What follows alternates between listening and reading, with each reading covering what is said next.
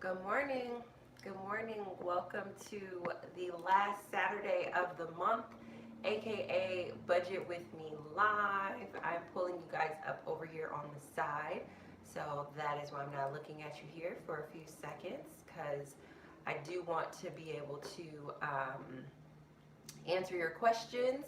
For those of you guys who have no idea who I am and you are just tuning in for the first time, my name is Stacey Flowers and I am a student of Dave Ramsey's Financial Peace University, and I'm on a journey to become 100% debt free. I'm on baby step number 2. My current debt is over $190,000. I work for myself part-time, and my income this last month that we're leaving was $6,000. And in this video, I'm going to be going over my budget for May 2019. So just for some little expectations for those of you guys who, again, have not watched it, for those of you guys who watch all the time, this video is going to be about 90 minutes to 2 hours, simply because I'm actually going to be doing my budget with you in real time with real numbers. The budgeting philosophy I use is Dave Ramsey, and so the forms that you will see that I'm going to use are linked in my description box if you are interested in them. This video is going to be a little bit longer than normal because I do have a ton of updates to offer to you guys, and I'm going to do my best not to be out this morning crying, but I'm a teeny bit emotional, so just to prepare yourself for that. So yeah, I'll go through each of the 3 budgeting forms. We'll do that for about 90 minutes to 2 hours. Then I'll pop off and then I'll pop back on and answer your questions. It is pretty interactive, so I will ask some questions, but if you have specific questions about your budget or things of the like, I do have a full separate hour that I'm going to dedicate to supporting you with that. So have no fear. If you have a question, it will get answered because I'm gonna be on here all morning, guys, because I gotta figure this money thing out. So I did want to do that little housekeeping. I took some notes because we have a lot to talk about, and I'm gonna try my hardest not to be emotional. I should have grabbed some water because it's just, and some tissue because it's just a lot. Like, a lot has, you guys know I don't particularly care for change very much, and a lot has happened in these last, I think today's the 27th, in these last 27 days. So let's talk about the things that are important, what's going on for May. The good news is I do have some exciting news for May. My income is still doing really well. So my income for May is going to be $5,000, which I'm really proud of that amount. I'm really excited about that. So that's the income that we're going to be budgeting for. The other good news for May is that I'm going to be doing a ton of traveling in May. I'm actually going to be going to Rwanda, Africa for a couple of weeks in May, which is really exciting. And I'm going to be going to my hometown for about 3 or 4 days, which is also really exciting. But you guys know that my hometown is not like my favorite place in all the land. So I do get a little bit anxious, but I'm excited about going to my hometown because my eldest niece is graduating, and I'm super excited about that. And I think that may be making me a little bit more emotional too, just because, like, my niece is graduating. You know, I love this girl, and for a period of time in her life, I did take over guardianship, so I was sort of her primary guardian for a few years of her life. And so there was a season of her life where I totally raised her as my own child, and here they come, guys. And so it's kind of intense. Man, okay, we're not about to cry this early. So it's kind of intense thinking about her graduating. Shoot, I don't even know if I'll make it through this. This is why I'm late, because I was just like, pull yourself together. So, anywho, though, so I'm excited about going to my hometown, but it is pretty intense. Just going there, but also that my niece is graduating, and that's a big deal. She'll be the second person in my family to do so, and that's a big deal, you know. I'm gonna need to get some tissue because otherwise we're not gonna make it. Give me just a second. Dang it.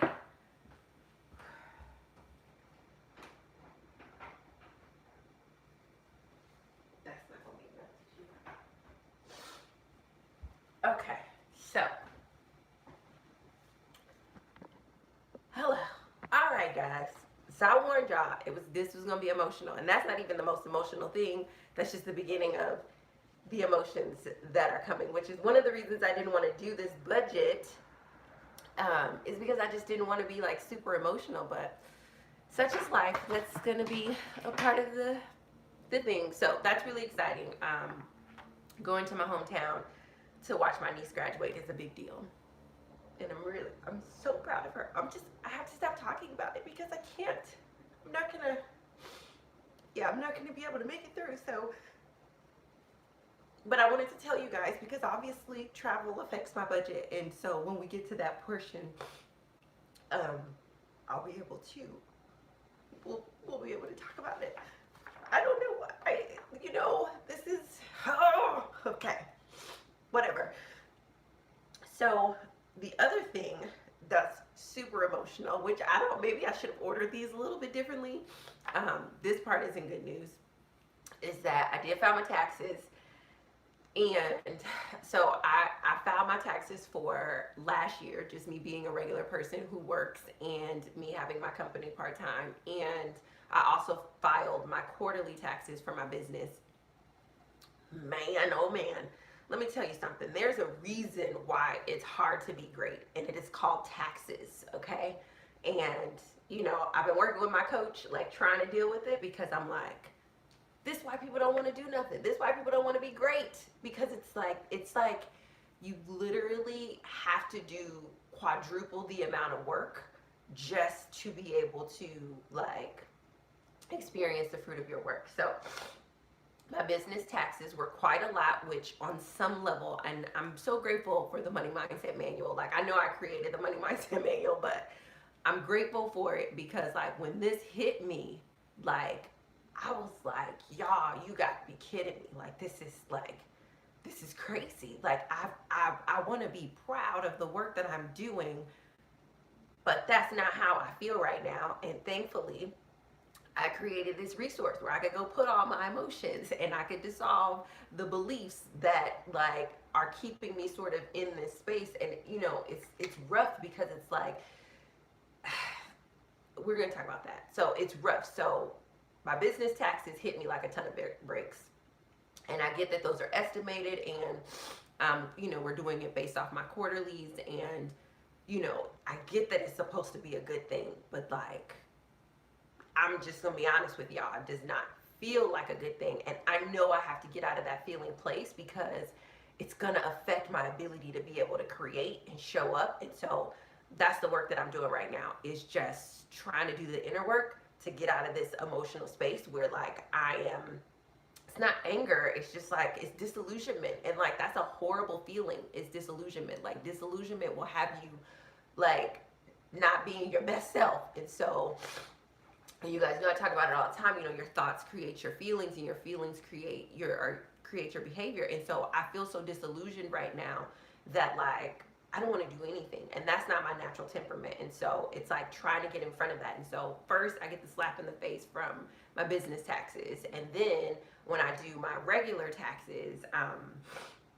for just like my regular personal income from the part-time job that I had last year, and just all that jazz, didn't pay enough into those taxes. And so my taxes, personal taxes that I have to pay, total is $3,991.58, which for those of you guys who've been following me for a while, that's basically what I'm gonna be, an emotional person today, just so y'all know. Like, that's basically what I just paid off. And so I'm like, what in the world? Like, I don't want to do this again. Like, it's literally like almost to the cent what I just paid off. And I'm like, is this just my level? Like, is this just the level of like liability that I'm always gonna have? And it's just like, like I'm so like, and I don't like necessarily like showing the frustration because I don't want to be discouraging to you guys, but it's just like, there's no way that I'm going to be able to get through this month with me like not showing you guys this part. So it's really hard. Like, I think maybe if the number was like 2,000, I wouldn't be so upset, but the fact that the number is so close to the cent that I literally just paid off, I'm like, oh, I get it. I'm never going to be out of this situation. Like, I'm gonna be paying this for forever. And so that's a combination of state and federal. And so I'm just like, it's like, it makes you feel like, what's the point? Like, if it's always going to be here anyway, like, what is the freaking point? Like, why am I trying? Like, that's what it feels like. And that's what I mean. Like, my general feeling is disillusionment. And so it's not a good feeling. It's not helping me to live my best life. And it's even in the middle of this disillusionment, it's hard for me to have like positive feelings about the positive things that are going on, because right now, if I'm being honest, the way that I'm thinking through everything in my mind, right? Because there are a lot of big, great opportunities that are coming up. But for every big opportunity that's coming up, there's a part of me, and this is not my natural disposition, that's just like, well, that's not that big of a deal because, taxes. Like, it's like I can't even, I'm trying to like reposition myself to be like, you want to be happy when a big deal comes through. Like, you want to be proud. Like, you want to be like, yes, I did that. But it's just like, and then also you don't want to have to charge an arm and a leg in order to be able to make a profit. But it's just like, what I have to increase my prices to just to be able to cover my tax liability. It's like, that's a whole nother sort of like business stress in and of itself. And it's just like, I'm not necessarily like somebody who's just like I don't have the issues. Like, you guys saw me when I was doing the business mindset manual. Like, I don't have some people have a worthiness issue where they're like, oh, I don't want to charge a lot because I don't feel worthy. Like that, I don't have that issue. I feel totally fine with the prices that I charge for all of my services and products. But like, there's an element of me where I have to, and I don't even like using the word have to. So obviously I still need to do some inner work around this. But like right now, I feel like I have to make my prices astronomical in order to be able to actually take something home. And that's not something that I want to put onto my customers. That's not something I want to put onto my clients. And so as a businesswoman, I'm like, okay, how do I maintain like my vision for what I want, but also like live? Like, how do I do that? And it's like the most stressful, overwhelming thing when you feel like, oh man, this big, huge scoop. I was just like, oh my God, I just paid off $10,000. But it's just like, paying off $10,000 is great until you find out that you're $4,000 back in the hole. Like, it's great until you're just like right back in there. And so I'm trying to work through that. And so I'm literally like going through the money mindset manual again, because I'm like, okay, mindset is everything. And there was a mindset that you needed to shift to even get to the place where you are right now, where you were earning this, where you were creating this liability. And now you need to do the mindset work again to manage this level, because this same level of emotions that I'm having right now is what I had at the beginning when I was starting all over. So that's why I know it's just another, like, almost like another paradigm. But let me tell you guys, like, I am in a very challenging place as a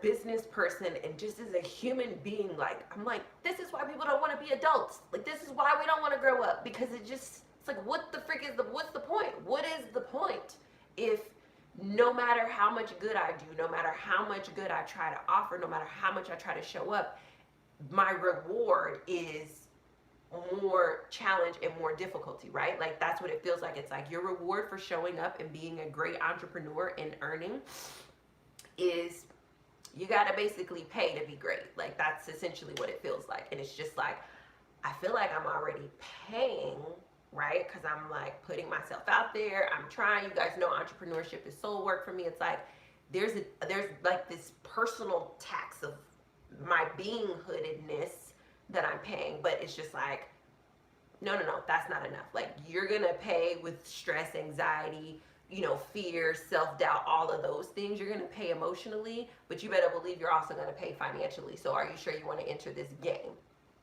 So that's my rant. I'm going to get off of that there, because that's not what this is about. This is about my budget. So, but I just want to let you guys know that that's there. The other thing that's there is my rent has gone up, and I thought my rent was going to go up this month, but it actually went up starting last month. So you guys will see that when I do my budget report card. And so my rent was $845, and now my rent is $970. So if you're doing the math on your calculators there, that is $123.63 difference, which is like on the surface, it's like, oh, this is $123, but in like my real life, I'm like, like, like, and it's like when I signed the lease, like I knew it was going up, right? Like I was just like, oh yeah, totally understand. That's what happens, blah blah blah. But it's just like in application, I'm like, this is, and I'm gonna say this because I need y'all to. No, I don't need you to, but I'm gonna say it for documentation. When my grandkids are looking and they're like, nah, like this is what my great nana used to think about money. Like I want this to be on here. What I feel like is like I'm grateful. I love my neighborhood. I love my apartment. I love all of those things. Like I am super grateful. But what's very interesting to me is that in order for me to stay here, I'm paying $123 more to stay in the same circumstance. And so there's this inner feeling of like, and this is why people don't stick with stuff, because if you want to stay in something, whether it's marriage or your apartment or your company or whatever you want to stick to, you pay a higher price for sticking to something. Like you pay a premium. Like there is a premium price tag on greatness. This is just the revelation that it's coming to me now. Like there's a reason why a ton of people occupy mediocrity, because the price tag emotionally and financially isn't as high. At least it's what it feels like right now. I'm just saying it. This is what it feels like right now. And I'm like, $123 difference. Like, I don't know why when I was looking at the numbers, I was like, oh, it'll be about $50. No, $123 difference is what you're going to pay to stay where you are and maintain, you know, some level of comfort. And so obviously that's going to impact my budget, because my rent is basically $1,000. I'm not going to do that. My rent is $970, but it feels like $1,000. So that's there.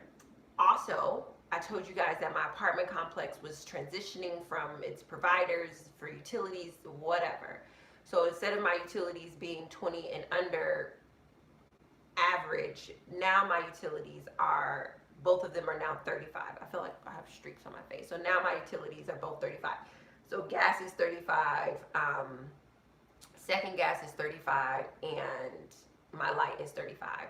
So that takes me from, I should have did the math on that, but it was 60 before, 70, 105. So 105 now, and it was 60 before, so I'm up by $45 on those utilities. So essentially my four walls have increased by, just a little bit of my four walls has increased by $168 so far.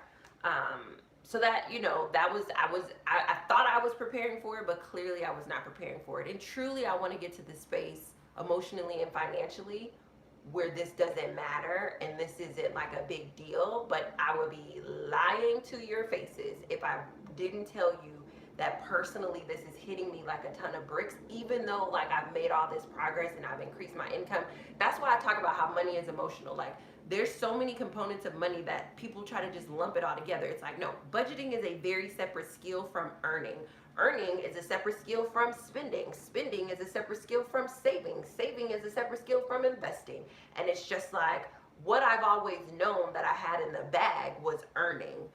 What you guys are watching me now emotionally freak out about is the spending part. And I'm not freaking out on the spending part from the perspective of like, I overspend, like I'm an excessive spender. I'm spending from, I'm emotionally overwhelmed by the part where like, instead of me feeling like I'm making a choice, I feel like these things are like, it's just like my previous choice is causing this expense, right? So my choice for this apartment is now causing a year later $120 some odd dollar expense. My choice to start a company like and work part-time is causing this tax liability. Like, so it's like, even though I thought I was making good choices or healthy choices, the fruit of those healthy choices are this heavier burden, which makes me want to question my choice. Now, logically, I understand that this is just how the game is played. It's like when you don't understand Monopoly and you're super freaking out every time you come around Boardwalk, it's like, it's stressful until you understand Monopoly. And it's just like, I'm coming into this space where I'm like, okay, Stacey, yes, you've mastered earning, bravo. You've mastered budgeting, bravo. Now you have to master spending, and you have to master spending not just from the perspective of honoring your budget, but from the perspective of honoring your expenses no matter what they are, and not making them these emotional landmines and, blah, blah, blah. So that is there. And then the last thing that I just wanted to, and I guess I kind of talked about this a little bit, it's just, general business stress. Like, this is one of the reasons why, like, when there was like this mass exodus from the corporate America, I was like, whoa, let's stop encouraging people to just run into entrepreneurship. Make no mistake about it, entrepreneurship is work. Like, and it's not just the work of creating something and offering it to the marketplace. That's the fun part. Like, that's the exciting part. The work of entrepreneurship is the mental inner work that you have to do to be able to stand tall, keep your back straight, and keep going out into this freaking marketplace and figuring out how to add value in such a way that you're able to bring in income to live, but also income to be able to honor the systems of the society that you're in. You are able to shoulder that risk, because like right now, the risk that I'm carrying, it's like you would think as my income gets higher, my risk is so much less. No, as my income gets higher, my risk is greater, not because there are more clients or there are more customers, but because there are more liabilities that come with the more money that I earn. And so it's just like when people were making this mass exodus from corporate America, I'm like, don't do that unless you're built for this, because you can't do entrepreneurship in an honorable, integral way and not have some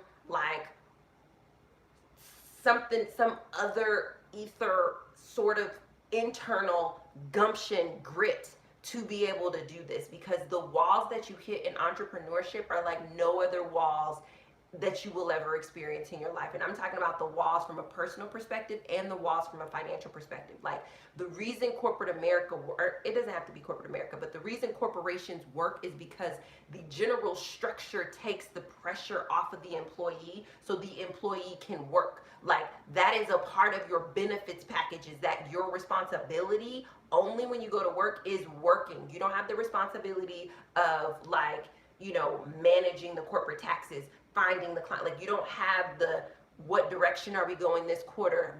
You don't have that. You have the responsibilities that are outlined in your job description. But when you step on the path to be an entrepreneur, make no mistake about it, the level of risk that you are taking on personally, emotionally, and economically, there is a reason why this path isn't cut out for most people, because this is some unbelievable stress. And then guys, I'm working part-time.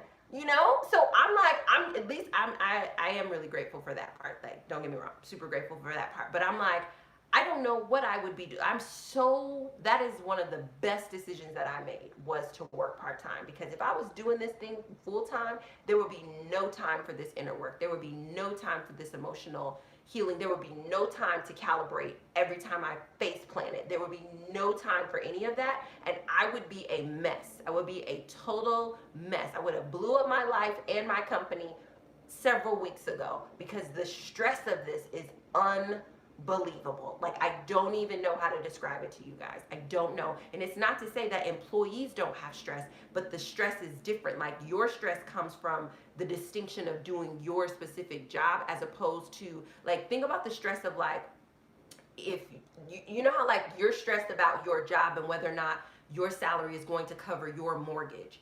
An entrepreneur is stressed about whether or not the company's revenue is going to pay their mortgage and the mortgages of other people. So you are stressed about one mortgage. The average entrepreneur is stressed about 1 to 5 mortgages. It's like, and you bear that because you have to have something, some product, some service that is awesome enough in the marketplace, that's viable in the marketplace, that you can guarantee the people who are under you that not only are your customers going to get awesome products, but the people who are helping you build this thing, you're going to be able to consistently pay them, so that way they can cover their mortgages and they can maintain their life. So it's just like, your stress level, even if you're a solopreneur, right? Like, because it's not like, oh, well, you don't have any employees, that's not your stress. I may not have employees, but the psychology is the same. Like it's the management of it is the same. Like part of the reason my tax liability is so high is because I don't have employees. Like literally me being like, oh, should I just add an employee to reduce my tax liability? I don't want to be thinking stuff like that. But these are the questions that I'm asking myself because I'm like, I need to create some expenses. I need, and I mean, and it's hard. I'm strongly, I don't know, I haven't decided. I'm strongly considering figuring out a way to share the business side of finances because personal finances are almost the exact opposite of business finances. Like so far in the way that I'm understanding it. And it's just like there's this element of, Stacey, you need to create some more expenses for your business so you reduce your tax liability because one way or the other, this money is going out. So you can spend it on taxes or you can spend it on an employee. Which one do you want to do? But it's just like that, the stress of that is like, I don't know like, and that doesn't have anything to even do with the sales and all of the other, I'm ranting and I'm rambling and we haven't even got to our budget. So my point is for this last one is that there is some significant business stress where if I am to meet my financial goal, I'm going to have to change some things and grow in some ways that I am not emotionally prepared to do. I want to do it in theory, but emotionally I am not prepared to do it. But I understand from a business perspective, if I don't make some big decisions and some wise decisions, personally, it's going to have a dramatic impact on me. So either way, I have to figure it out. And so that's what's going on, guys. And that's what I'm thinking about as I'm going into this budget. So before I turn you over, I'm going to just take a look at some of the comments that you guys have over here just to see if there's anything that needs to be discussed. But the point of this is to turn you over. So we have, I'll do it right at the 30-minute mark. So I'll look 3 minutes over here at these questions and then I'll turn you guys over and we'll actually get into my budgeting. And then obviously when we do the Q&A, I'll probably be ranting a little bit more just because I heal through talking out loud and I just got to say some of the stuff that I need to say. So I'm just going to start here at the bottom. So Angela said, as a speaker, what deductions can she do? Yeah, I mean, I'm getting all those, right? Like I get to, I'm getting all of those. Like I get to deduct like, you know, hotel, flights, you know, all that stuff. But when you do the math, people, when you do the math,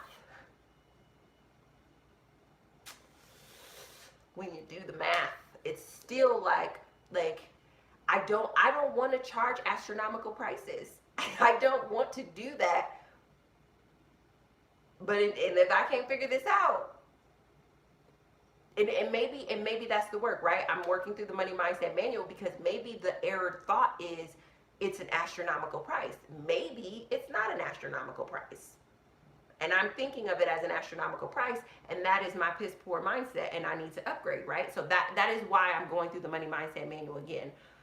Because it's not just charging more. It's more creates more in a different sort of a way. And it's almost like the difference between, and I don't know if you guys are familiar, it's like the difference between playing Monopoly and playing cash flow. Like Monopoly and cash flow are very similar games, but when you play them the first time you play cash flow, it like blows your entire mind and it takes a little bit to shift it to that paradigm. So let me see.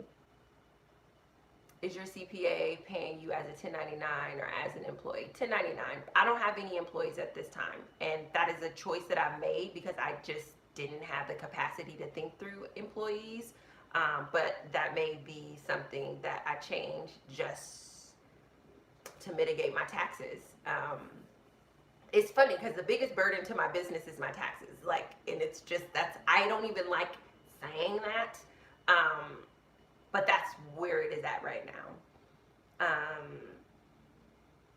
That's where it's at right now. Amber said, yeah, entrepreneurs take a hit left and right. Yeah, we really do. And there's a sweet spot where you don't feel it, right? Like, and I think I left that sweet spot 2 months ago. And I'm just now like coming into it. There's a sweet spot where, you know, it's smooth sailing and, you know, but if you want to step out of that sweet spot, which most entrepreneurs eventually need to in order to fully maximize their businesses and the work that they do for the world. It's like, listen, um, yeah, that is a big increase on the rent. Yeah. So,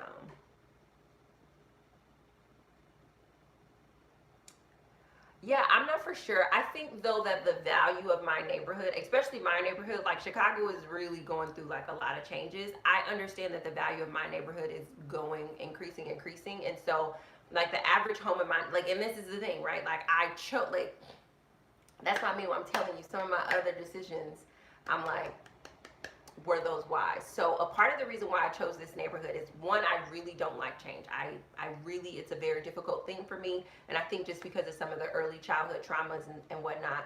But when I chose this neighborhood, I remember coming to this neighborhood and driving around this neighborhood, actually with my ex-boyfriend, and being like, oh, we should go to this, let's go to this open house. And he'd be like, no, you know, these are like multi-million-dollar homes. And I'm like, yeah, let's just go dream, you know. And he was like, no, we're not gonna go dream in there right now. And I'm like, all right, fine, whatever.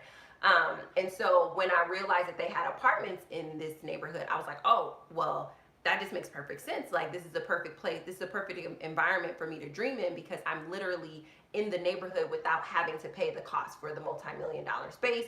But it allows me to shift what's in front of me, because most people, they move towards what they see. They don't move towards the vision that they have in their heart. Like when people are like, well, why do people keep repeating the same thing over and over again? Is because our eye gate and our mouth and ear gate, it really does recreate the experiences that we have. And most people don't know how to create a vision. Most people don't know how to honor a vision. And so what I often tell people is that, like, change what's coming through your eye gate and you'll eventually change what you're walking towards, because it's just like we literally go where our eyes are taking us.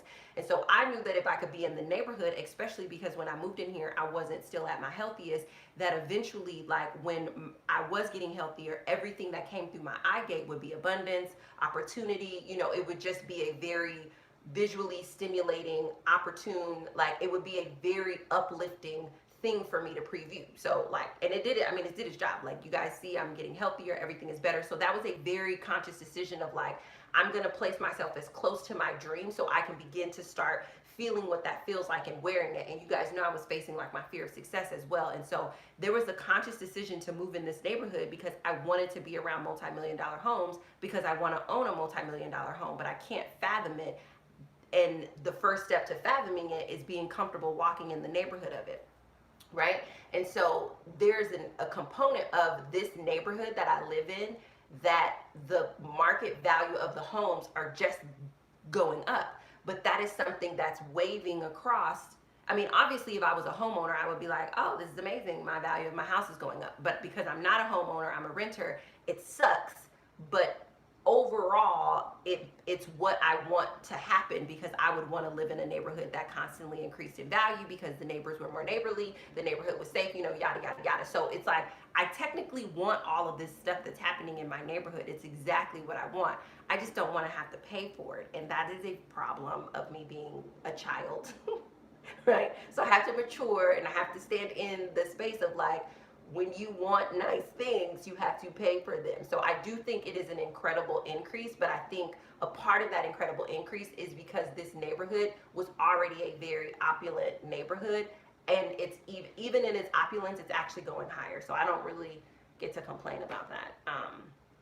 I want to, but I don't get to. And it was a choice, right? Like I intentionally chose this neighborhood because I knew my daily walks I would be steps away from the beach, but more so than anything, like when I looked around, I would see nothing but abundance. And I wanted to shift into a space of abundance because I mean, I want to be a multimillionaire. And it's just like, that is such a foreign concept. I don't even know where to begin. And so, well, let me begin in multimillionaire neighborhoods and then, you know, walk my way up from that. So it was a choice, and I'm paying for it now. So,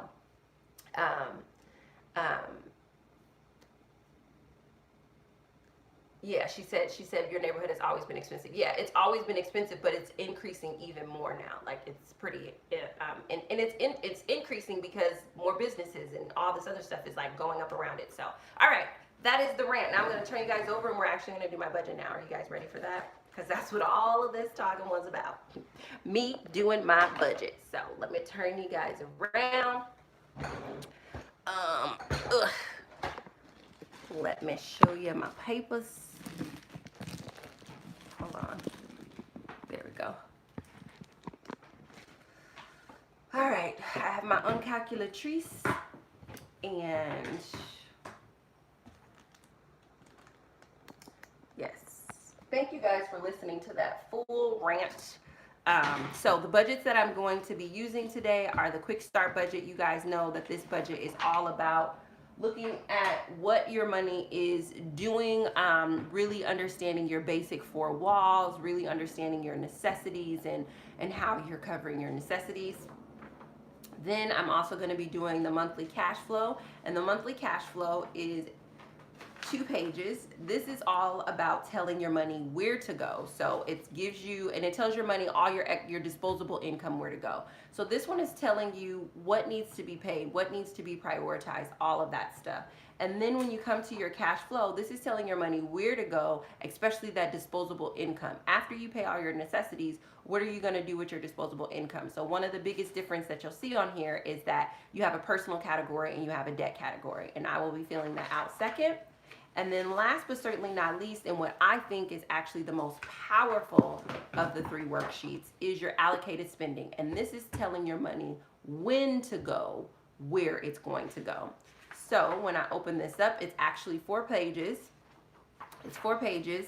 When I open this up, you see that I actually get to plan my spending based on my pay periods. And in you planning your spending based on your pay periods, it really allows you to be able to say, okay, if I'm going to bring in $1,000 this pay period, which bills are actually going to get paid? So this is the hardest of the budget forms to fill out, but it is, in my opinion, having now done this budget for a little over a year and a half with you guys live, this is the most powerful form of all of them. But you do need to do the other 2 in order to be able to get to this one, and I just highly encourage you to do it. So I would love for you guys to do your budgets with me. That's one of the reasons why I come live, is to support you while you're doing your budgets with me. And so if there are no questions, comments, or debates here, I'm going to go ahead and get started.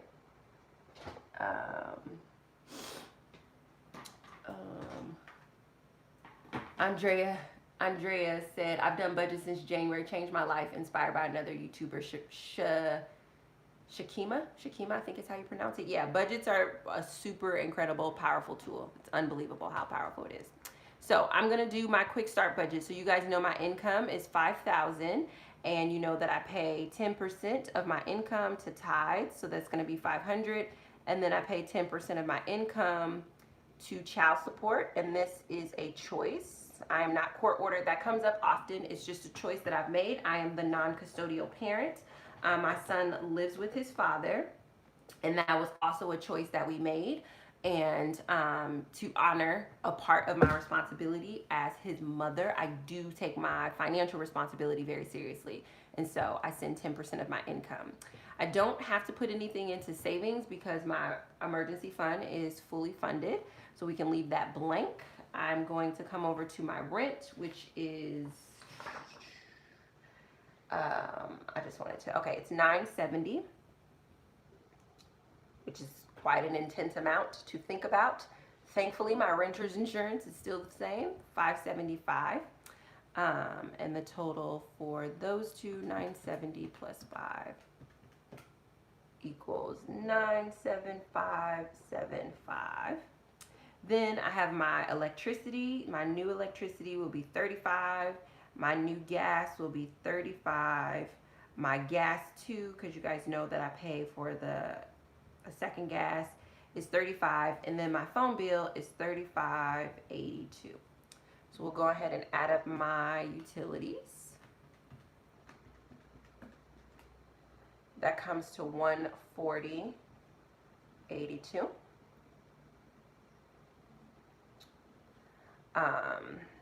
And you know, actually, me and my accountant talked about, I don't know if that is going to remain a personal expense or if my phone bill is going to become a business expense. I will let you guys know next month. How did you get in here, big bumblebee? I don't even understand. Is there a hole in my window? Okay. Food budget. My food budget is 200. I didn't spend the full 200 last month. I haven't done my numbers for my budget report card, but I do know that I didn't spend my full budget last month. But I'm still gonna give myself a $200 grocery budget because it does help with my personal fitness and whatnot. Don't have any clothing for myself or for my son. My transportation, I give myself $50 a month, which I might be able to reduce that now that the summertime is coming. I'll definitely be doing a ton more walking, but for right now it is 50. And then you guys, didn't even do my life insurance. I was supposed to reactivate my life insurance, but I definitely didn't do that. But my health coverage is 150. All right, so on the quick start budget, we're gonna add up our necessities and figure out what that comes to. So that will be 500 plus 500 plus 970 plus 575 plus 35 plus 35 plus 35 plus 35.82 plus 200 plus 50 plus 150. All right, so my total overall 4 walls is going to be $2,516.57. And I'm just going to add that up one more time just to double check my math.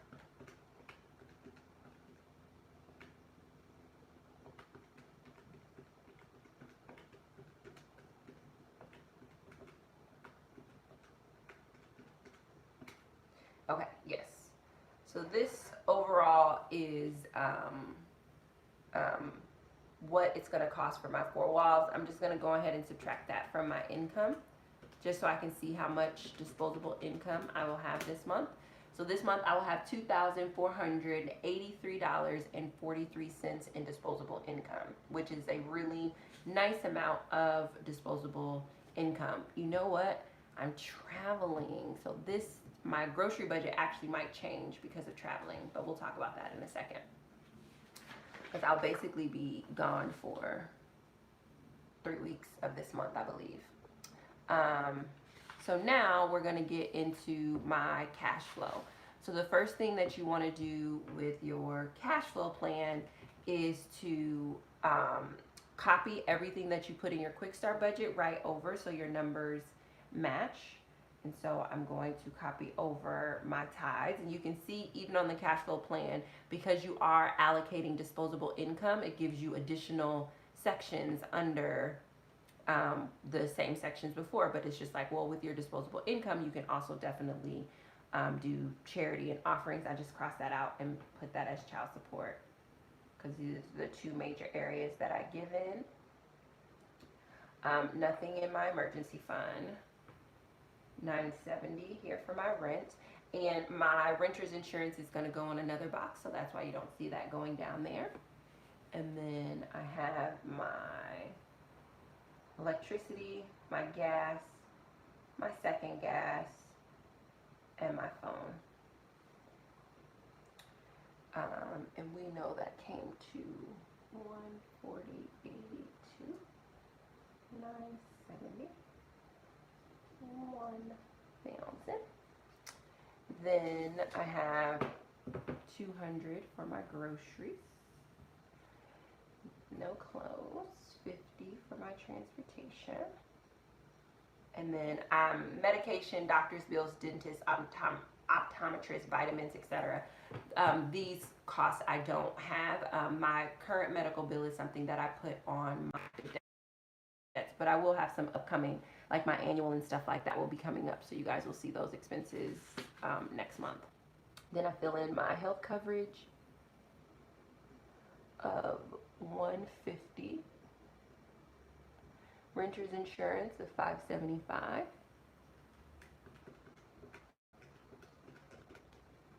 equals $55.75, and I don't have any of the other insurances.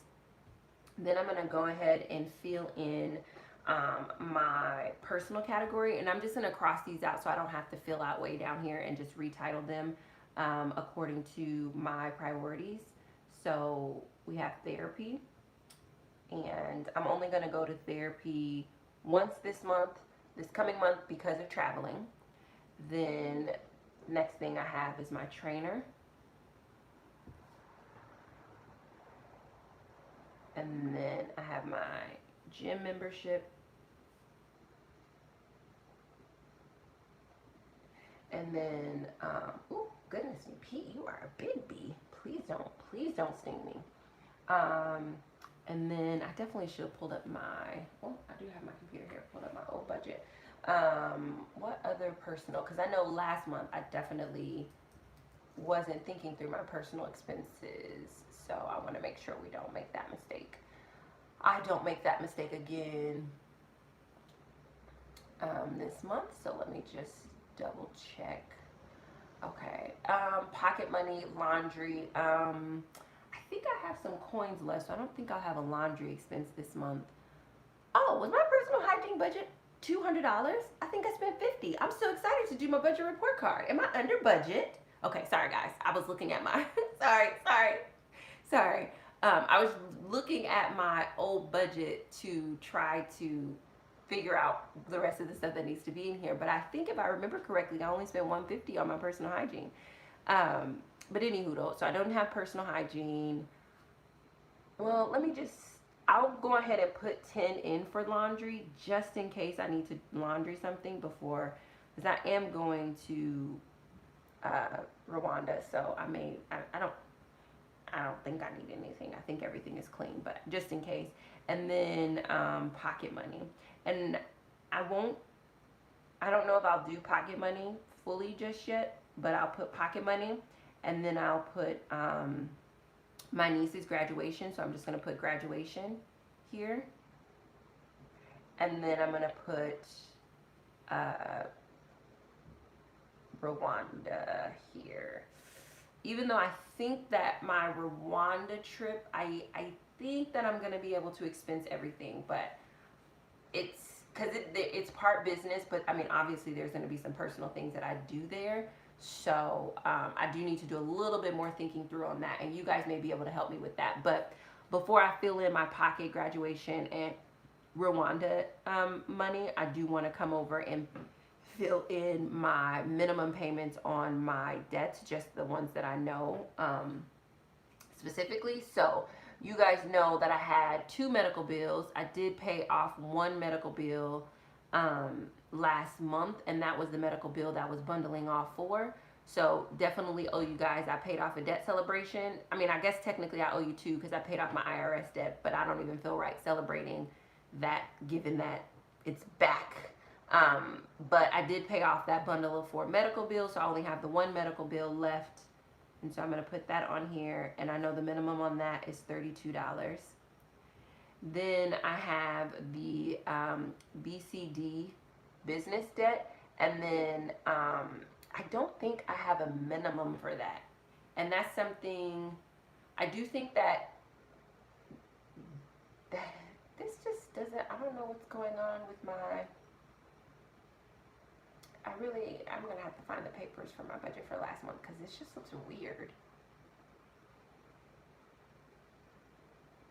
It just really looks weird. I don't know why I'm making that an IRS payment, but I would love to know from you guys. I need to set a minimum for BCD, and the minimum for BCD would help me just to be able to organize it, because there is not a minimum that's set, but that is a 2.5-year-old, 2-year-old business debt that I want to get taken care of. So the same way that we set a minimum for City Girl, I just need a minimum to be in here, so emotionally it's not an emotional decision every time that debt comes around. So these are the amounts that I was thinking. I was thinking $250 minimum.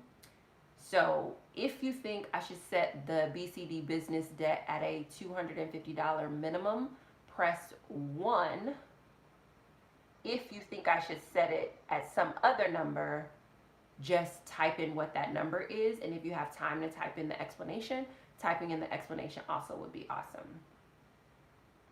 because I just would really like you guys' feedback. Because right now, every month when I look at BCD, it's emotional. And I just need there to be a minimum so it's not emotional.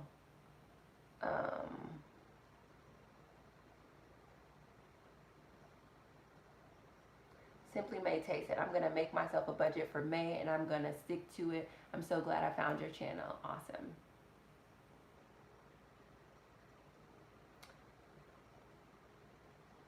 Okay, so I'm seeing some ones, but I don't know why you guys are being held for review. That's weird.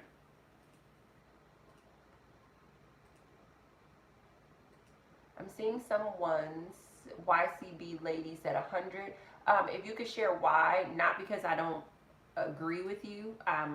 It helps me to be able to learn if you help me, if you share your rationale.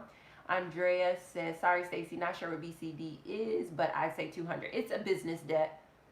Andrea, if you could share why, I would love to know your rationale. You need one, start there, and whatever you have left, charge at it. Yeah, that was sort of the plan, is to give it a minimum. So BCD is just the initials for business debt. It's just a business debt. It's a 2-year-old business debt. What is the total amount of the debt? The total amount of the debt is $5,000. So the total amount of the debt is $5,000. And so I'm thinking about setting the minimum at $250.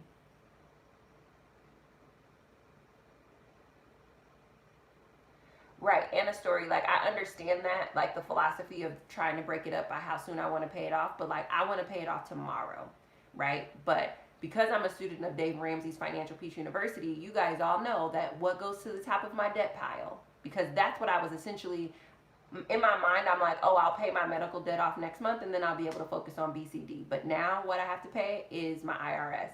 And so now my IRS bill has been put in front of my BCD business debt, which is 2 years old, which there is a personal relationship, and you guys know from experience that keeps me highly emotional, and I'm trying my darndest to separate my emotions from my money, so that way I can do it confidently. But yeah, my idea is to pay it off sooner too. Like, I'm like $1,000 minimum.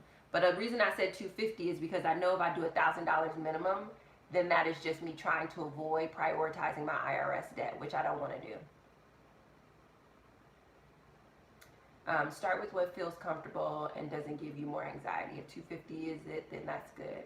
I say start at 100 so you can more quickly pay off the other debts. Then you can pay off BCD off more quickly in the snowball. True story. You have a new debt that you need to attack, and you can still hit the BCD debt. Yeah, I have to do the IRS. Like, I mean, I literally don't have to do anything, but according to the plan that I'm following, the IRS debt is the priority over all of these debts. So every other debt goes into minimum payment, and I aggressively play on the IRS debt. Olivia Burbeck's at 208, so that way it's done in 2 years. Oh, it'll definitely be done before 2 years. I just need a number for where I live. As a renter, I'm paying well. I noticed in the past video that you did not put a lot towards BCD. Is that very minimum? So yeah, and the reason I didn't is because this was just a debt that the creditor was like, you know, it's fine, like, pay me when you have it. But like, I'm realizing the way that money seems to be set up in this entrepreneurial journey, like, am I ever gonna have it? It feels like no, because it seems like there's gonna be an IRS payment that's gonna become a higher priority than something else. YCB lady, yeah, I did pay off the IRS already. That was from back taxes. This new IRS bill, what I talked about at the beginning, that is from last year. Lisa J said, why pay for a trainer at $400, gym membership at $499, using those funds to pay off debt? Because I'm an entrepreneur. No. Number one reason I have a trainer is because I want to build the sexiest body of my lifetime. Number two reason why I have a personal trainer is because I'm an entrepreneur and I'm seeking to earn a crap ton of money in a relatively short period of time, and I need to be able to manage that stress. And getting support and having a team is the best way to manage that stress for me. Like, as much as you guys are seeing my income increase, and it's like, oh, that would be lovely, like, your income would probably still go up if you had a trainer. I know myself well enough to know that if I don't prioritize my mental and emotional health, none of this is happening. So those are the two reasons that I have a trainer. Yes, Ivan said the IRS has awful penalties. Yes, that's why Dave Ramsey tells you to pay it off first. That's why I'm going to do that. Um, but the question is, so I feel like we have more ones um, than other numbers and explanations that sway me. So I'm just gonna go ahead and put it at 250. Then I'm gonna put my student loans, and I decided to break up my student loan payments, even though I'm paying to the same company and it's technically a lump sum of $1,665. I broke it up into the actual amount that's going towards each loan because I think that that's gonna matter one day. It doesn't feel like it matters right now, but I feel like it will one day. So one of my minimum student loan payments is $715.53. The other of my student loan payments is $939.67. So I'm gonna now add the IRS. I don't know what I'm gonna pay towards the IRS. I'm about to do some math to figure out what that is, because again, according to my debt snowball, you're supposed to pay the smallest debt. You're supposed to pay the minimum on everything and attack the smallest debt. If I didn't get a new IRS bill, obviously I really do think that I probably would have ended up paying off my medical, but the IRS bill trumps the medical, and so now I need to figure out how much I'm gonna put towards that. There's not a minimum payment on the IRS because I don't have a payment plan. And one of the reasons I didn't fill in the expenses for Rwanda graduation in pocket money is because I do want to see where my numbers are so far with what my math is doing with the numbers that I have so far. So let's see, after I pay the minimums on everything, how much I have left. So my income is $5,000. My tithes is $500. My child support is $500. My rent is $970. My utilities $140.82. My groceries is $200. My gas is $50. Then I'm gonna come over to my second page. My insurances are $155.75. And then I'm just gonna take these separately. My therapy is $70. My trainer is $400. My gym membership is $499. My laundry is $10. Then I'm gonna come here to my debts, and my student loan 1 minimum is $1,753. Student loan 2 minimum is $939.67. BCD minimum is $250. Medical is $32. So that leaves me, I feel like I didn't do that right. I feel like I accidentally pushed addition. Hold on. 5,000 minus 500 minus 500 minus minus.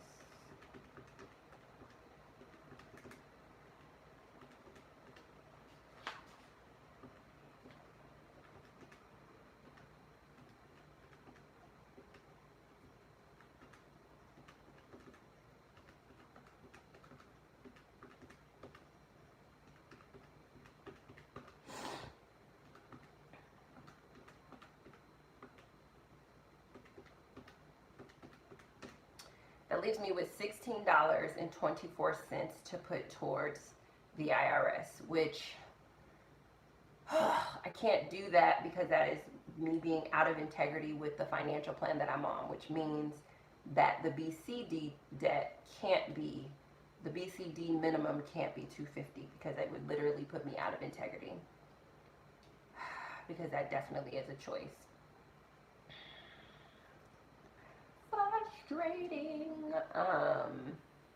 Frustrating. Okay. So, what adjustments am I going to make?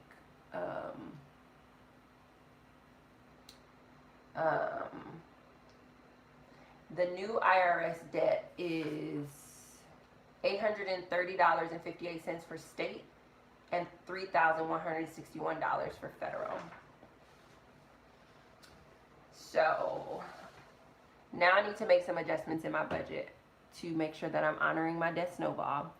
And I need to make some adjustments in my budget because I'm going to my niece's graduation. I think just the Rwanda, I want to talk about the Rwanda trip, even though I'm going to be there for 2 weeks, I don't have any expenses at this time associated with the Rwanda trip. I'm not going to go to another country without any money. Um, so I do want to build some of that in, but I'm going to talk to my accountant to see if that is a business, if it can be categorized as business expenses, and if so, I will take it from my business account. If not, likely what I'm going to do, if I can't do that, is my grocery budget, since I'm going to be traveling and like basically 3 weeks worth of my food is going to be taken care of by other people, I will probably just do $50 on groceries and then take the $150 with me to Rwanda, if I can't do it as a business expense. So I do apologize. I probably should have talked to my accountant about that beforehand, to let you guys know. But now I need to adjust my budget to honor the program that I'm in. So,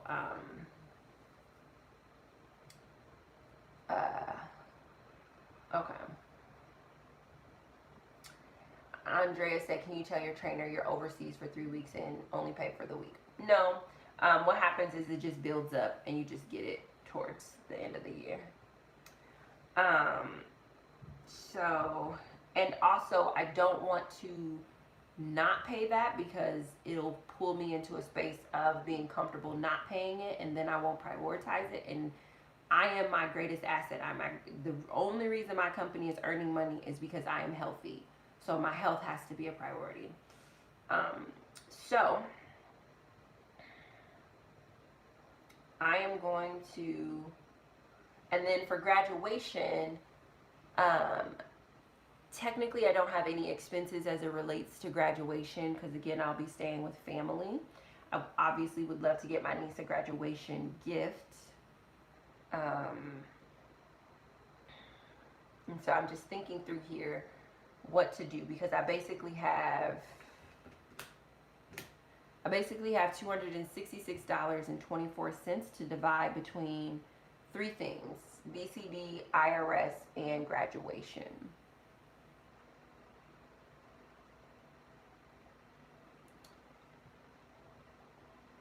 Andrea, no. The way that the system is set up is just an automatic debit. So like, it would be me. I can reach out to see if I can pause for a month, but I don't think so. I will reach out to see if that's a thing. And if that's a thing, then I'll definitely pause for a month, but I don't think that that's a thing. I think that the way that it works is that you just pay and then they just add your sessions on the back end. What happens? No, I don't think my niece would be upset at all if she got her gift late. I would prefer not to give her gift late because graduating from high school is a big deal. And I really want to celebrate the occasion on that day with her. So it would just be, she's not expecting anything. It's none of it is on her, like, but it just would be my personal preference for honoring her.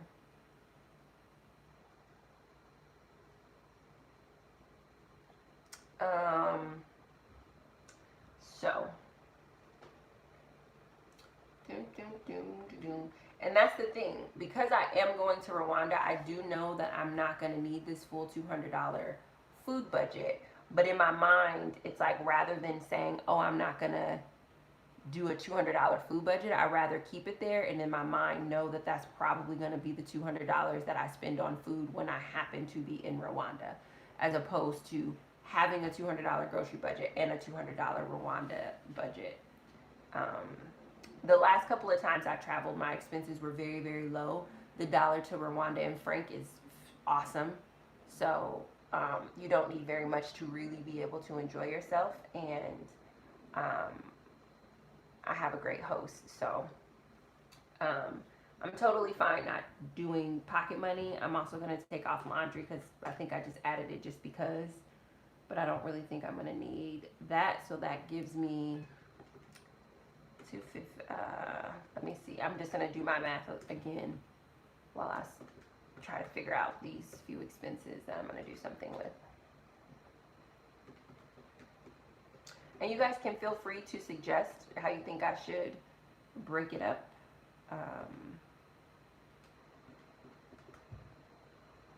Totally open.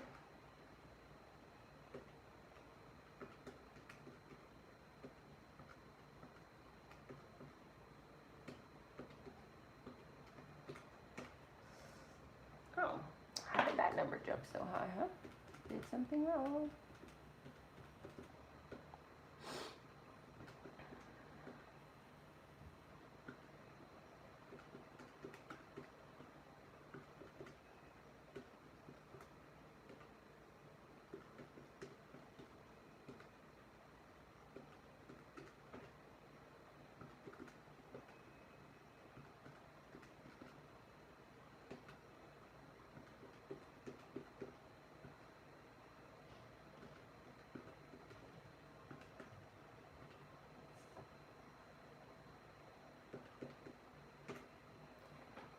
So I have $279.24 to allocate. Yeah, I think that that's what's gonna happen. Is the 50 for groceries, 150 for Rwanda.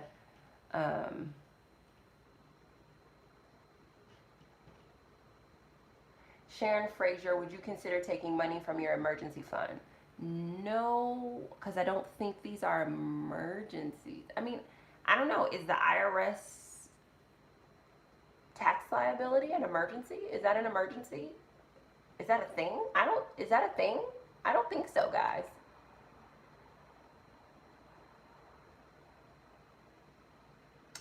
Lisa Redmond said maybe you could start working 3/4 time for the month to help your budget.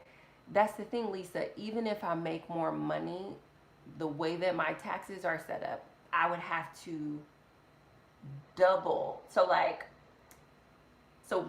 this is gonna sound weird, but it's like the only way I'm wrapping my mind around it. Basically, this whole quarter, I am not working to earn money. I'm working to pay my taxes. So like, I have to, in order to make, like, I don't know how to explain this. So okay. I'm gonna explain that the whole tax thing at the top of the Q&A. I'm gonna talk about what I mean by that. Like, and it's just a mechanism that my accountant gave me to think through. But she's just like, as much as you think you're making money this quarter, just tell yourself that the money that you make this quarter isn't really for you, and it's just to pay your taxes for the year, and then the next 2 quarters you can pocket all the money. I mean, that's sort of the way that she said to break it down, because she could see that I was overwhelmed.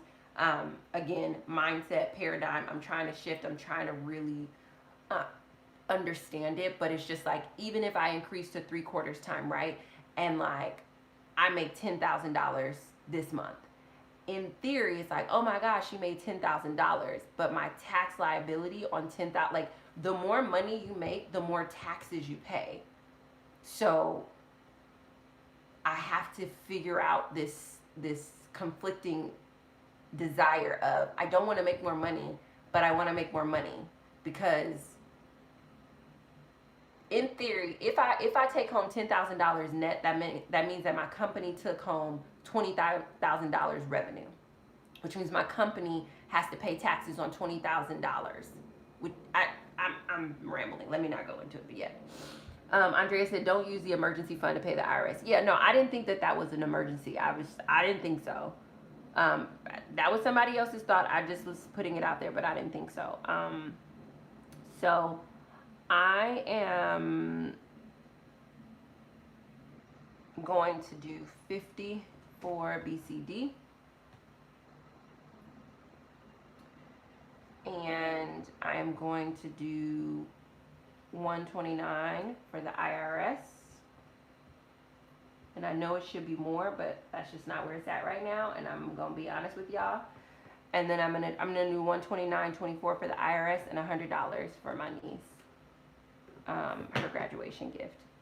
Woo! I'm pooped.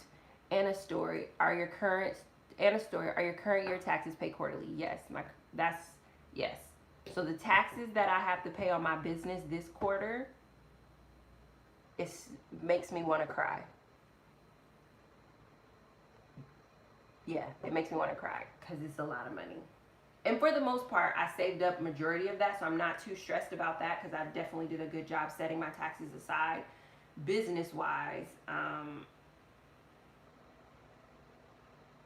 But understanding if I keep the pace that I'm going in my business and its growth, and I don't create expenses, I'm gonna be paying the tax a lot of money in taxes. I'm basically gonna be paying what I have in student loan debt towards taxes, which is a lot to wrap my mind around right now. So this is gonna be my budget, my budget for May. This is what I'm gonna do. I'm gonna just double check my math here, and then I'm gonna go to my allocated spending.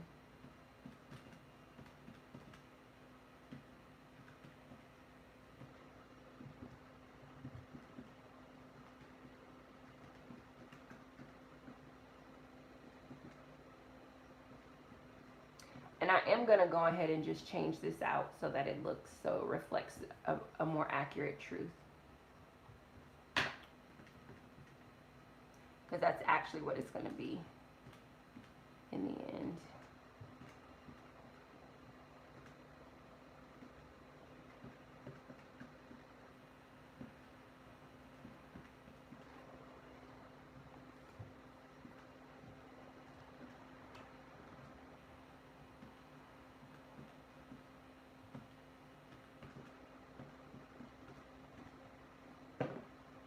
Ooh, goodness me, Pete, that bee is frightening me.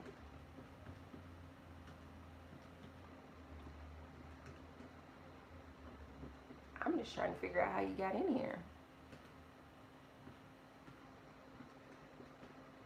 Oh, I'm short. Okay. All right.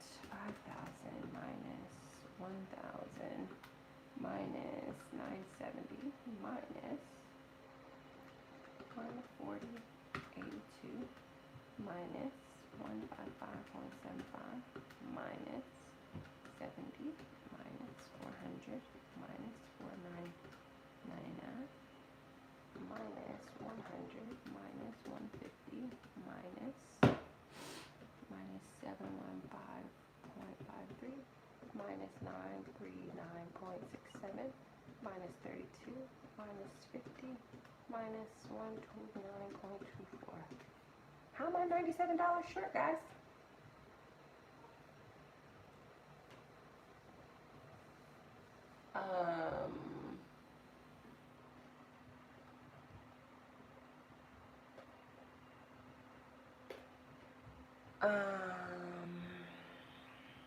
Okay, I'm $97 short, which I'm gonna put that with this then, but I'm trying to figure out why. So somebody said, how about save for the IRS since you know you're gonna owe? I do now. So the IRS that I'm talking about now is from last year. I definitely thought that I was covered tax purposes because the business, I was calculating my taxes properly for my business income, but I also worked a part-time job last year. And so what it was on my part-time job, I wasn't taking out enough in my part-time job in taxes. So that just surprised me. So I was doing it right on the business side, but I didn't do it right from the side of my part-time income, which I think in my mind, if I had to guess what I was thinking, maybe I was like, oh, I work part-time, it's not going to be that much. But in the end, it wound up being much. So yes, I do save. I don't technically save for my taxes. I make, let's just say I made $10,000 this month. And this is not how I do it, but I'm just giving you guys easy numbers. If I made $10,000 this month, I automatically put $5,000 in a tax savings account, and then I pay myself a salary of $5,000, right? That $5,000 is over there sitting in the account waiting for my quarterlies to come up. So that I do that. The reason I have a new tax liability is, no, I definitely did not file exempt on my part-time job. That is the reason why I have a new tax liability. So 970.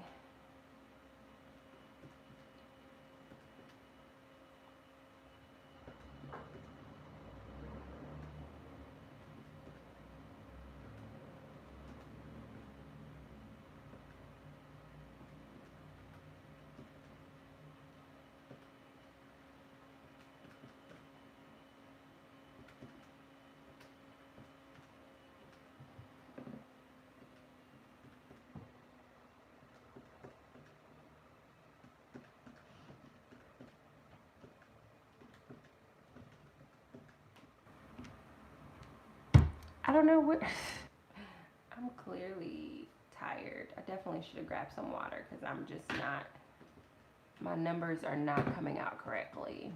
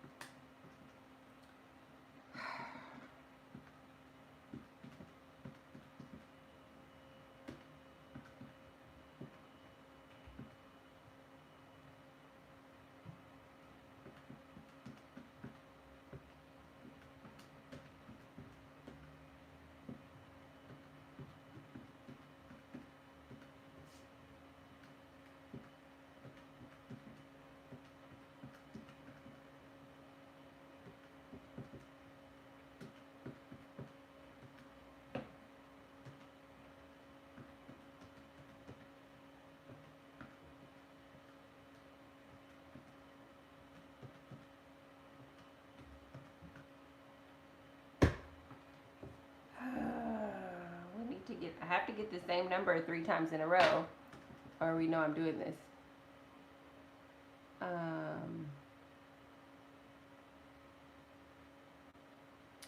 Joel J. Hull said, "You can't do everything you want to do. That's what's happening here. Analyze your wants or your needs. Eliminate some of your wants." That's not what's happening here. I think what's happening here is I'm just budgeting.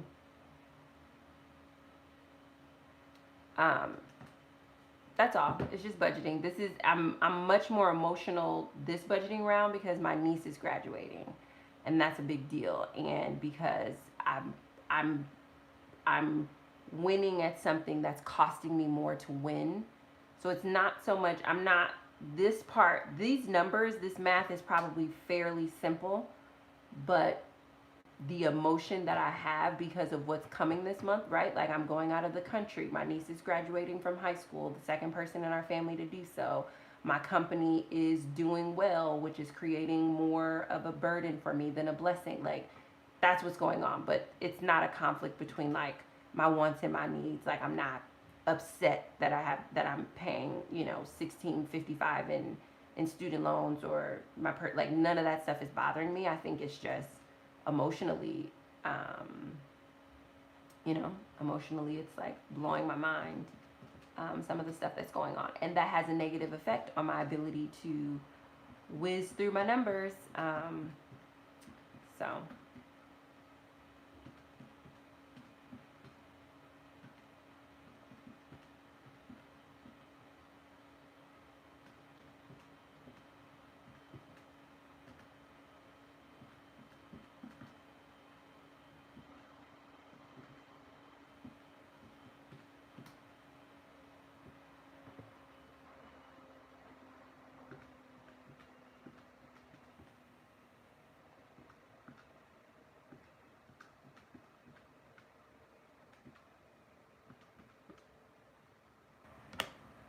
okay, now we're at a zero-based budget. That's all I needed was for the numbers to match, which I think that's what my original number was. I wonder what it was before I scratched it out. So now we're going to go to the third and final most powerful budget form. And I'm going to pay myself twice.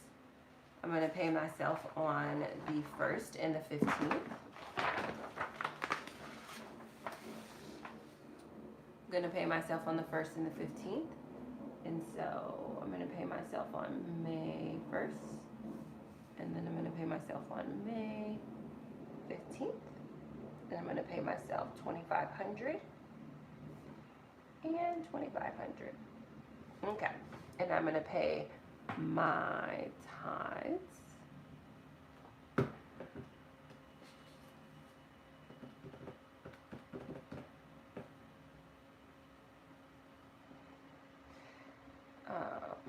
Minus my child support.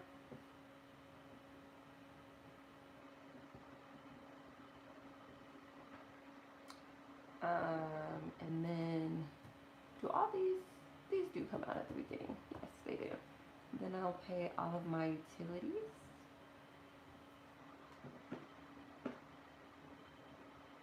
The big thing with this one is that it gives you the running total on the right side, which is really super awesome.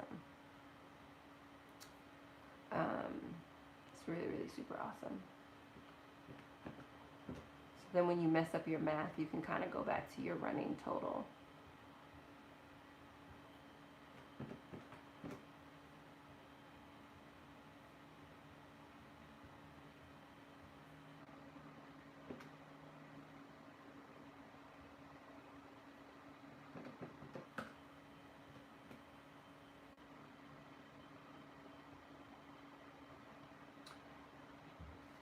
Alrighty. And this form can get a little overwhelming as you guys look at it, but I promise it is the most powerful form that you will complete. So push through and allow yourself to complete it.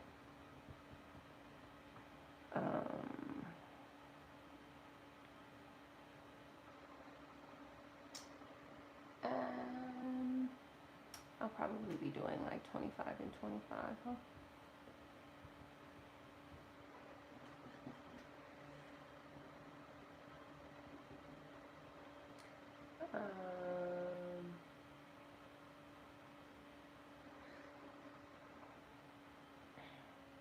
All right. 12A418. What else are we gonna take care of?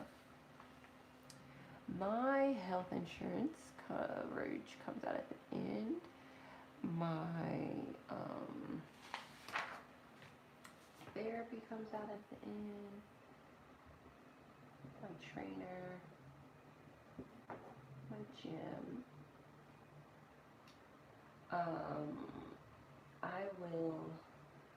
Rwanda will be at the beginning. Okay, graduation, and then Rwanda. That will be at the beginning, so I will go ahead one. So I will take that 150 out here.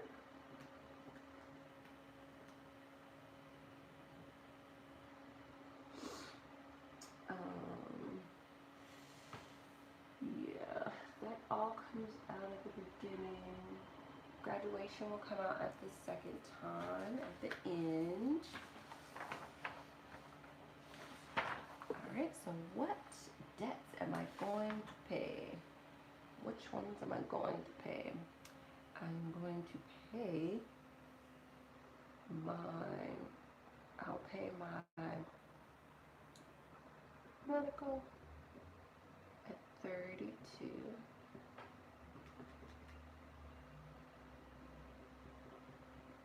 Medical BCD.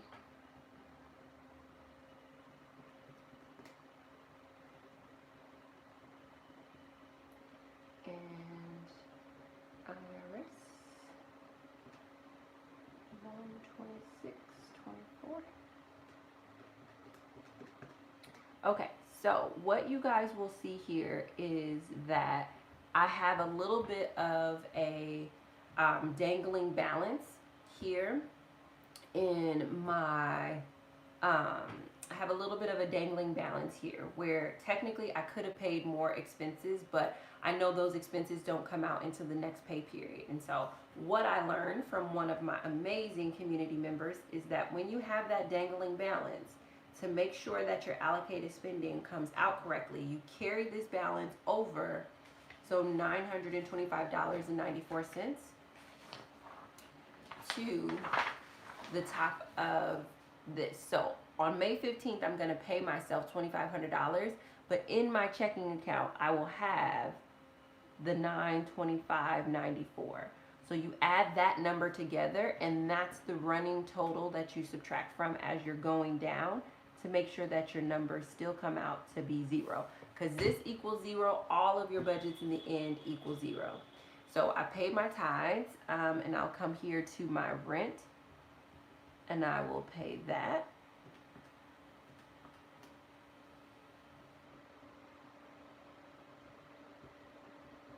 All of my utilities are paid. My groceries are paid. I'll pay a little bit of transportation.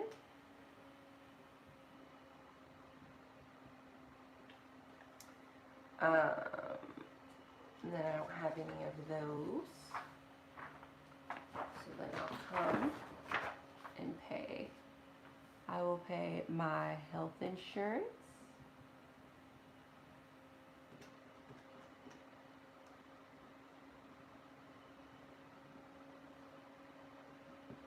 And I will pay my renter's insurance. Uh-oh.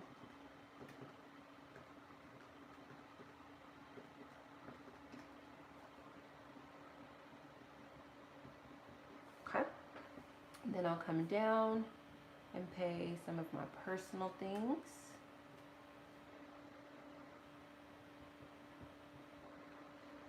Then I will pay my trainer.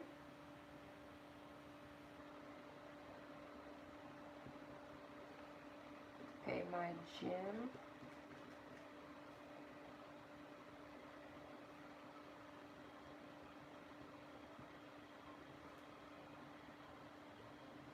Then I'll pay graduation.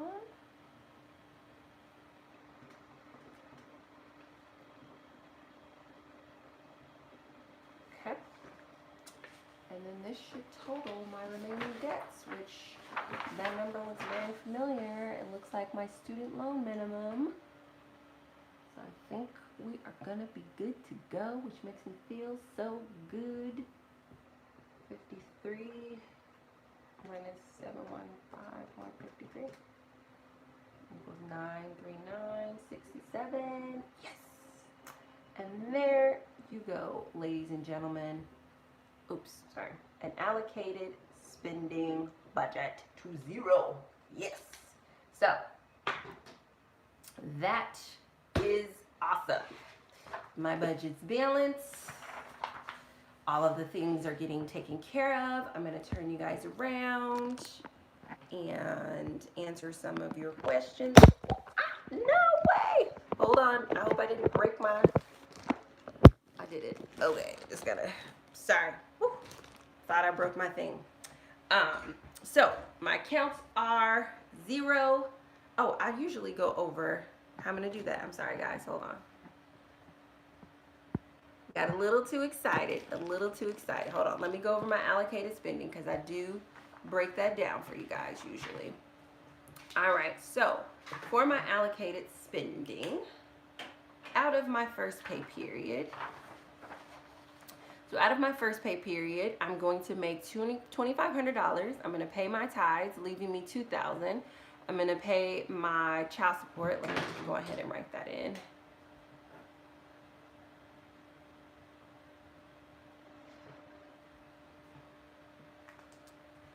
That is going to leave me $1,500. Then I'm going to pay my utility bills, so $35, leaving me $1,465. $35, leaving me $1,430. $35, leaving me $1,365. Then $35.82, leaving me $1,359.14.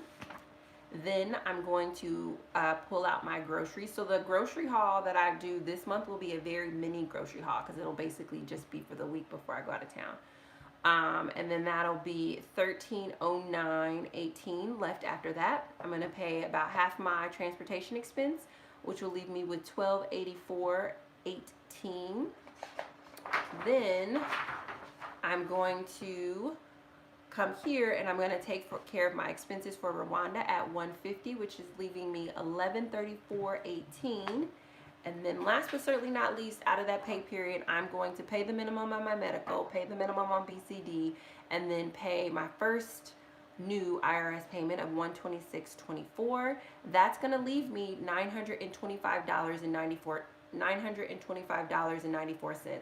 This is going to be the remaining balance in my checking account. So in order to make sure my allocated spending form is correct when it comes to the math, when I come back up here on the first form to show my income that I have for my second pay period, which is going to be May 15th, not only do I show the $2,500 that I'm going to pay myself, I also add the remaining balance that's in my checking account so that my new total, when I'm subtracting on the right line, actually is coming from the cash that I have in my checking account and the cash that's going to be added to my checking account via getting paid. So with that in mind, that total comes to $3,425.94. I take away my new rent amount, and that gives me $2,455.94. Then I'm going to pay for the other remainder of my transportation, and that's going to give me $2,430.94 remaining. Then I'm also going to pay my health coverage and my renter's insurance. My health coverage will leave me with $2,280.94. After renter's insurance, I'll have $2,275.19. Then I will pay my therapy, leaving me with $2,205.19. My trainer, leaving me with $1,805.19. My gym membership remaining will be $1,755.20. And then my graduation gift to my niece will leave me with $1,655.20.